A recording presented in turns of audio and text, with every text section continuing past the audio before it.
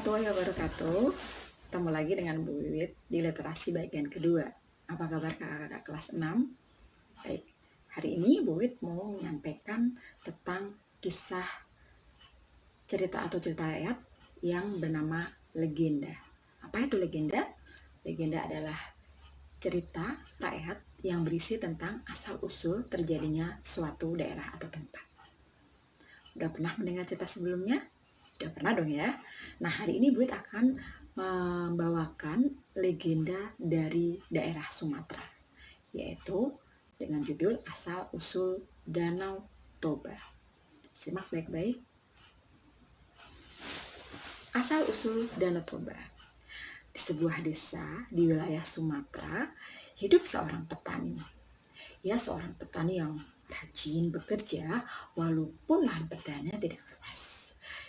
Ia bisa mencukupi kebutuhannya dari hasil kerjanya. Yang tidak kenal lelah, sebenarnya usianya sudah cukup untuk menikah, tapi dia memilih untuk hidup sendirian. Di suatu pagi yang cerah, petani itu memutuskan ingin memancing ikan di sungai. Mudah-mudahan hari ini aku mendapatkan ikan yang besar, kumam petani itu dalam hati. Beberapa saat setelah dia melempar kailnya terlihat bergoyang-goyang. Ia segera menarik kailnya dan petani itu bersorak kegirangan karena dia mendapatkan seekor ikan yang cukup besar.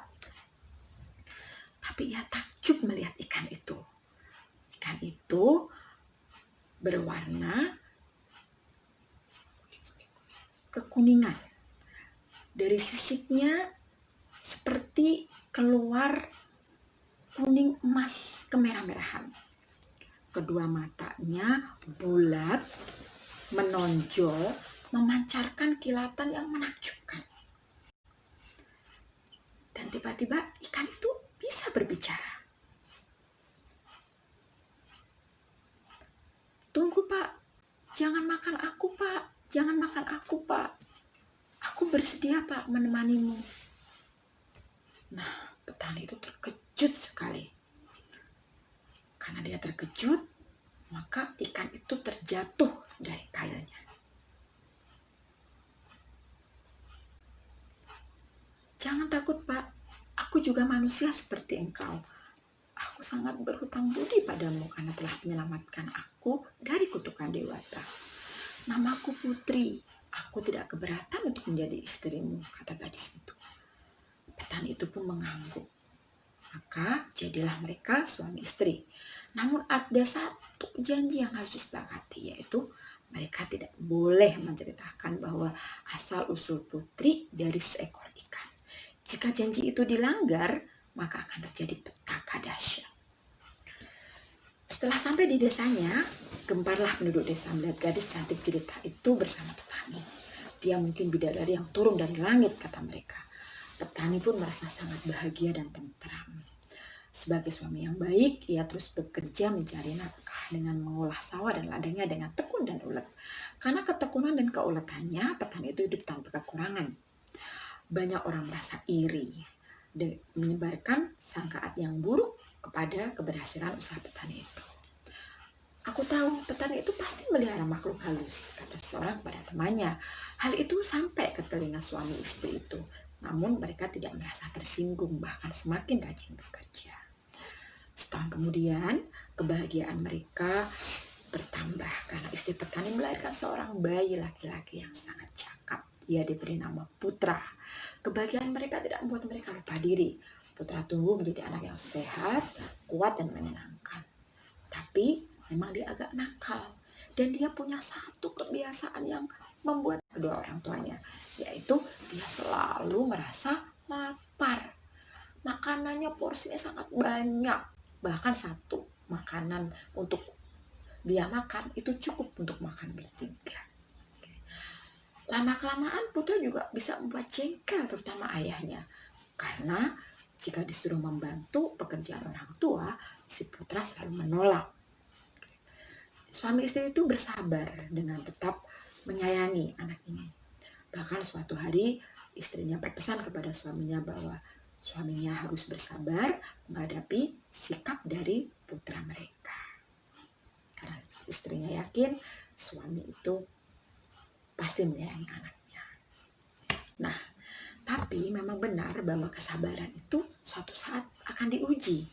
Nah, pada suatu hari, putra ini mendapat tugas mengantarkan makanan dan minuman ke sawah untuk ayahnya yang sedang bekerja. Tetapi putra tidak memenuhi tugasnya. Putra sibuk bermain sama teman-temannya, dan pada saat dia lapar, dia memakan makanan yang harusnya buat ayahnya.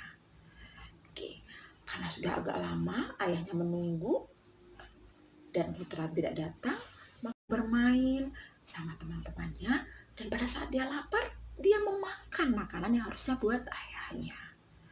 Oke, karena sudah agak lama ayahnya menunggu dan putra tidak datang, maka ayahnya ini pulang dan mencari anaknya. Betapa terkejutnya dia karena mendapati anak ini sedang bermain dan lupa mengantarkan makanan untuk ayahnya. Ayahnya bertanya di mana makanannya, lalu putra menjawab bahwa dia sudah memakan semua makanan itu untuknya sendiri. Ayahnya sangat marah dan tanpa sadar dia mengucapkan kata-kata yang harusnya tidak boleh diucapkan. Ayah itu bilang, "Kamu ya dasar anak ikan," kata petani itu. Nah, sekejap dari petani itu mengucapkan kata-kata itu, maka anak dan istrinya langsung menghilang tanpa bekas dan tanpa jejak. Dari bekas injakan kakinya, tiba-tiba menyemburlah air yang sangat deras dan semakin deras. Desa petani dan desa sekitarnya terendam semua. Air meluap sampai tinggi dan luas hingga membentuk sebuah telaga dan akhirnya membentuk sebuah danau. Danau inilah yang kemudian kita kenal dengan nama Danau Toba. Sedangkan pulau kecil yang ada di tengahnya itu kita kenal dengan Pulau Samosir. Begitulah legenda kita hari ini tentang asal-usul Danau Toba. Cerita moralnya adalah, amanat yang bisa kita ambil adalah kita harus bersikap jadi orang yang sabar dan bisa mengendalikan emosi kita. Yang kedua, jadilah orang yang bisa menjaga amanah yang telah kita dapat. Dan sekali-kali jangan pernah melanggar janji yang pernah kita ucapkan. Baik, itu tadi literasi bagian kedua hari ini kita, yaitu mendengarkan legenda. Kakak silahkan menuliskan kembali legenda tentang asal-usul Danau Toba ini dengan kata-kata kakak sendiri. Boleh di buku tulisnya. Jangan lupa nanti untuk disubmit ke Google Classroom kelasnya masing-masing, atau boleh dikerjakan di dalam bentuk Word. Dan nanti juga tinggal dikirimkan ke Google Classroom-nya masing-masing. Gue tunggu ya. Ini maksimal dalam 1-2 hari ini sudah bisa menyelesaikan pekerjaan literasinya. Semangat belajar dan cukup dulu. Assalamualaikum warahmatullahi wabarakatuh.